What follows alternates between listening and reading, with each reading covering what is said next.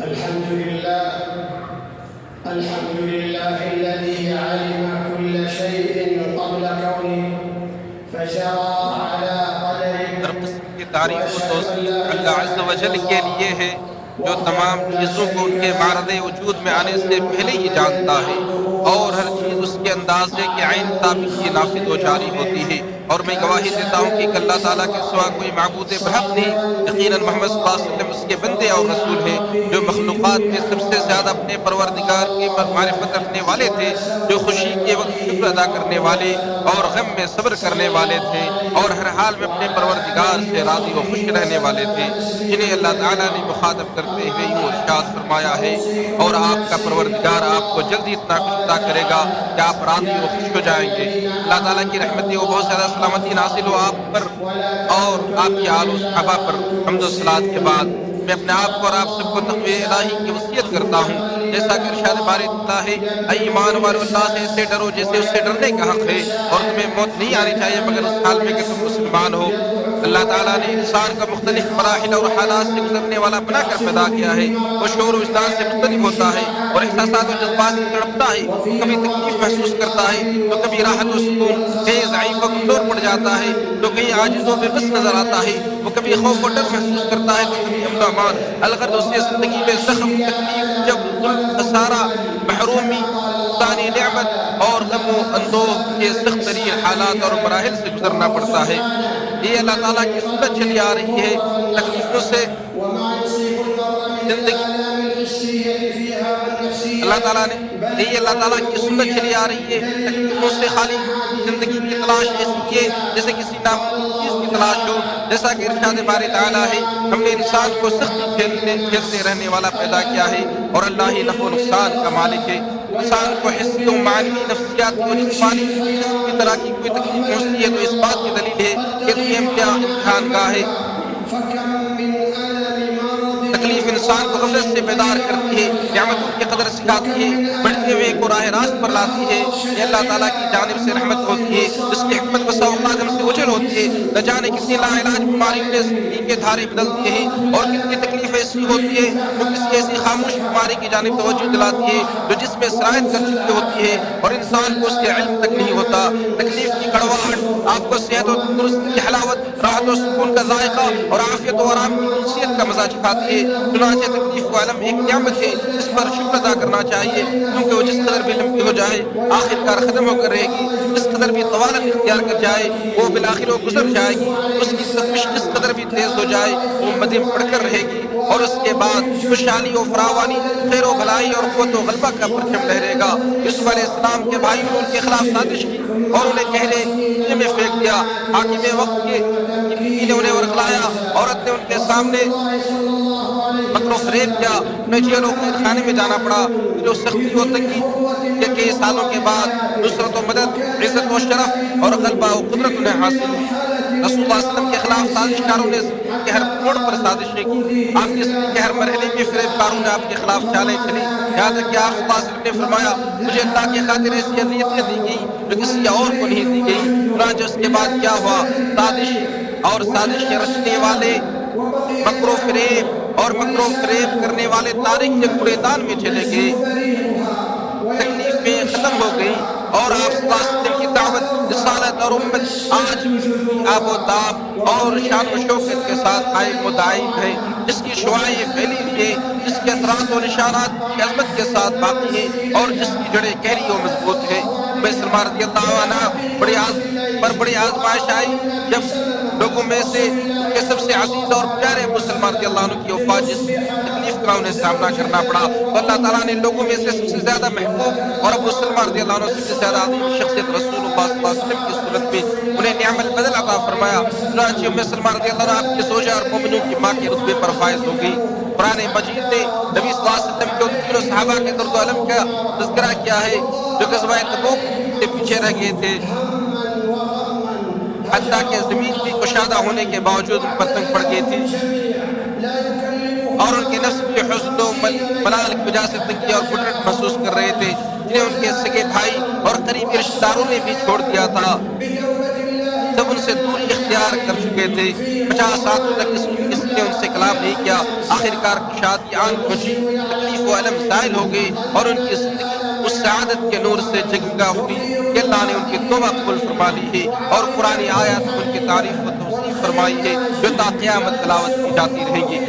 ایک مسلمان اس بات کو بخوبی جانتا ہے کہ تکلیف و علم کے بعد وہی جاگتی ہے، تکلیف کا آغاز مفابخش ہوتا ہے اور اس کا انجام نہایت مسعود اور لائش ہوتا ہے۔ آنے والی خیر و بھلائی کو انسان تکلیف کو دیکھ نہیں پاتا، لیکن تکلیف کی شدت پر صبر کرنے والے نیکیوں کا سیلاب بڑھ آتا ہے۔ نہ جانے ہماری زندگی پر غم و اندوہ کے کتنے بادل منڈلاتے ہیں، پھر فجر صادق اور دن کی روشنی نمودار ہوتی ہے وہ چھڑ جاتے ہیں اور آخرت میں اس کا انجام کار بہتر ہونا حقیقی ہے جو ہمیشہ رہے گی اور جس کی نعمتیں دائمی ہوگی۔ یہ ہر تکلیف زدہ انسان کے لیے تسلی کا سامان اور ہر نقصان اٹھانے والوں کا صلہ و بدلہ ہے۔ وہاں آسائش کا یہ حال ہوگا کہ انسان کو جنت میں ایک بار گھما کر اس سے پوچھا جائے گا کیا تم نے کبھی کوئی بدحالی دیکھی تھی یا کبھی کوئی شدت و تنگی تیرے پاس سے گزری تھی؟ وہ عرض کرے گا یا رب اللہ کی قسم نہیں، نہ تو کبھی بدحالی میرے پاس سے گزری اور نہ میں نے کبھی کوئی شدت و تنگی دیکھی۔ مصیبت و تکلیف کو برداشت کرنے کے سلسلے میں لوگ کئی قسم کے ہوتے ہیں۔ ایمان و یقین اور عزم و ارادے کی مضبوطی کے اعتبار سے ان میں تفاوت پایا جاتا ہے۔ چنانچہ بعض لوگ اپنا اعتدال و توازن کھو بیٹھتے ہیں اور ان کے قدم ڈگمگانے لگتے ہیں، ان کی ہمت پست ہو جاتی ہے، ارادے کمزور پڑ جاتے ہیں، وہ گمان اور خوف و دہشت پر طاری ہو جاتی ہے، وہ مایوس و لاچار ہو جاتے ہیں۔ اور بعض لوگ ایسے ہیں جنہیں ان کا عقیدہ و ثابت قدم رکھتا ہے، ان کا ایمان و یقین انہیں صبر کی غذا فراہم کرتا ہے، پھر تکلیف میں بھی انہیں امید کی کرن نظر آنے لگتی ہے، رنج و غم کو بھی خوشی میں بدل دیتے ہیں اور وہ اپنی کمزوری کو طاقت بنا لیتے ہیں۔ ان سب کے باوجود ایک ہدایت یافتہ مسلمان اس بات کو بخوبی سمجھتا ہے کہ تکلیف کو دور کرنا اور اس سے سال کرنا ضروری ہے، جس کے استحباب کے لیے وہ سب سے پہلے اس کے اسباب سے بچتا ہے اور اپنے آپ کو تکلیف کے فتنوں میں پڑنے اور اس سنگین خطرات کے قریب جانے سے روکتا ہے۔ ذکر و اذکار، دعا اور رب کے سامنے کیا گزاری کو لازم پکڑتا ہے، علاج وہ معالجہ کرتا ہے اور خیر و بھلائی کے کام سر انجام دیتا ہے۔ یہ بات قابل ذکر ہے کہ مسلمان کی زندگی میں پسندیدہ تکلیف وہ ہے جو اسے اچھے کام پر ابھارے، اس کی اخلاق و عادت کو سنوارے اور اس سیرت و کردار میں نکھار پیدا کرے۔ پسندیدہ تکلیف کی ایک مثال یہ ہے کہ جب اللہ کے اشاعر کی بے حرمتی کی جا رہی ہو اور ان کے تقدس کو پامال کیا جا رہا ہو تو اللہ کے لیے اس کے دل میں غم و غصے کی لہر دوڑنے لگے۔ اللہ تعالیٰ کا ارشاد ہے، حقیقت یہ ہے کہ جو اللہ کے مقرر کردہ شاعر کا احترام کرے تو دلوں کے پرہیزگار ہونے کی دلیل ہے۔ زندہ دل اس تکلیف محسوس کرتا ہے جب وہ گناہ و معصیت کے کام میں مبتلا ہوتا ہے۔ یہ تکلیف اسے پہاڑ جیسے بوجھ کی مانند محسوس ہوتی ہے، جیسا کہ عبداللہ ابن مسعود رضی اللہ عنہ سے روایت ہے کہ ایک مومن اپنے گناہوں کو ایسے دیکھتا ہے جیسے وہ کسی پہاڑ کے نیچے بیٹھا ہو اور اسے یہ ڈر ہو کہ کہیں اس پر گر نہ جائے، اور کافر اپنے گناہوں کو ایسے دیکھتا ہے جیسے کوئی مکھی اس کی ناک پر بیٹھی ہو اور اسے ہاتھ کے اشارے سے ہٹا دے۔ لہذا اس میں کوئی ایسی حیرت کی بات نہیں ہے کہ تکلیف اور پریشانی اس کی زندگی میں تبدیلی و انقلاب کا باعث بنے اور اس کی ندامت و پشیمانی اور توبہ استغفار کا ذریعہ ہو۔ جب انسان گزشتہ قوموں کے تاریخ، ہم عصروں کی سیرت اور ان کے احوال و قوائف اور اپنے خود و جوار میں رہنے والے دوست و احباب کی حالت پر نظر دوڑاتا ہے تو جان لیتا ہے ان میں سے بعض نیک کاموں میں سبقت کر رہے، بعض قرآن کریم کے حفظ میں مشغول ہیں تو بعض کے دل پہلی صف میں لٹکے ہوئے، بعض علم کے اعلیٰ درجات پر فائز ہیں تو بعض حصول علم کی جستجو میں علماء کے سامنے ثانوی تلمس طے کیے ہوئے ہیں تو ان میں سے کچھ اپنے والدین کی خدمت میں سے مشہور ہیں، بعض اللہ کی راہ میں خود خرچ کر رہے ہیں تو بعض فقراء و مساکین اور یتیموں کی خدمت میں مصروف ہیں، تو وہی بعض علم کی نشر و نشاط میں اپنی زندگی وقف کرتے ہوئے نظر آتے ہیں، اور بعض اپنے قلم و قرطاس کے ذریعے اسلام اور دین حنیف کی دفاع میں لگے ہوئے، بعض اپنے معاشرے کی تعمیر و ترقی اور ملک و ملت کی خدمت میں سرگرم ہے۔ ایک انسان ان سب کو دیکھے اور پھر اپنی سیرت و کردار پر غور و فکر کرے تو اسے اپنی حالت زار پر ترس آئے گا اور تکلیف ہوگی، اور تکلیف اس کو اپنی زندگی میں تبدیلی اور انقلاب پر ابھارے گی اور اس کے دل میں یہ شوق پیدا کرے گی کہ یہ بھی آگے بڑھے، فرصت کے اوقات کو غنیمت جانے اور اپنی عمر سے بھرپور فائدہ اٹھائے۔ اور ایک مسلمان کی شان یہ ہے جو مصیبت زدہ لوگوں کی تکلیف کا احساس کرے اور بیمار لوگوں کی تکلیفوں کو بانٹنے کے لیے زیارت کرے، انہیں دلاسا دے، ان کے دلوں کو فرحت و مسرت سے معمور کرے، انہیں اجر و ثواب اور صبر کی تلقین کرے۔ اس کا دل زندگی کی حرارت اور شور و احساسات سے دھڑکے، کمزوروں کی تکلیف محسوس کرے میرے شکستہ خاطر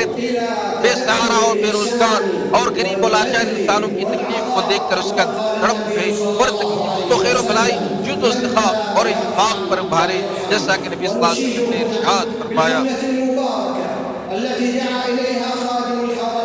جو شخص دوسروں پر رحم نہیں کرتا اس پر رحم نہیں کیا جاتا۔ اس موقع سے ہم اس بابرکت مہم کی تعریف کرتے ہیں جس کی ابتدا خادم حرمین شریفین نے کی ہے،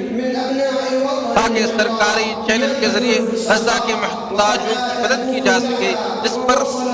سخاوت کے پیکر ہمارے ملک کے باشندوں نے زبردست لبے کہا اور بڑھ چڑھ کر جد و سخا کا مظاہرہ کیا، جس کا نتیجہ بہترین رہا اور یہ مال حقداروں تک پہنچ گیا۔ ارشاد باری تعالیٰ ہے، جو لوگ رات کھلے اور چھپنے مال خرچ کرتے ہیں انہیں اپنے پروردگار سے اس کا اجر ضرور مل جائے گا۔ ایسے لوگوں کو نہ کچھ خوف ہوگا اور نہ وہ غمگین ہوں گے۔ اللہ عز و جل میرے لیے اور آپ سب کے لیے قرآن عظیم کو بابرکت بنائے اور اس کی آیات اور مواعظ و نصائح کو میرے لیے اور آپ سب کے لیے نفع بخش بنائے۔ بے شک وہ بہت زیادہ سخی، کریم اور نہایت رحم کرنے والا ہے۔ الحمد لله على نعمه التي لا تعد ولا تحصى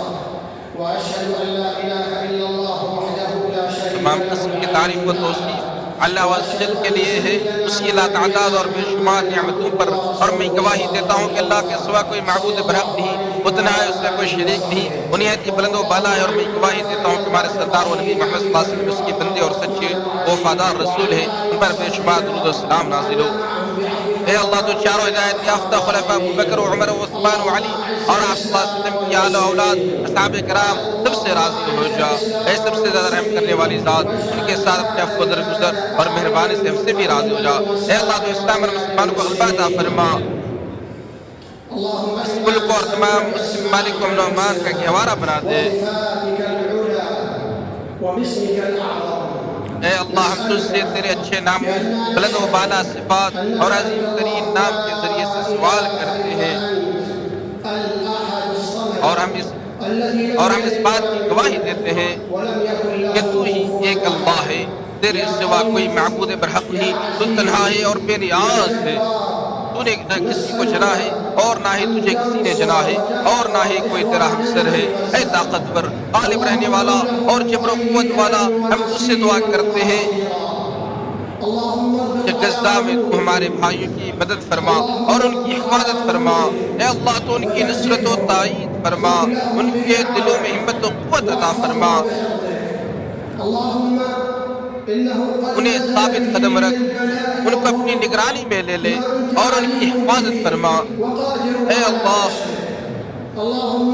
جس پریشانی میں وہ مبتلا ہے، جس کو تو جانتا ہے اور جس کو دور کرنے پر تو قادر ہے، یا اللہ ان کی اس پریشانی کو دور فرما۔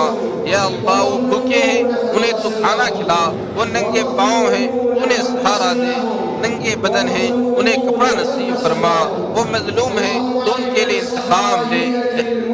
وہ مظلوم ہے تو ان کے لیے انتقام دے۔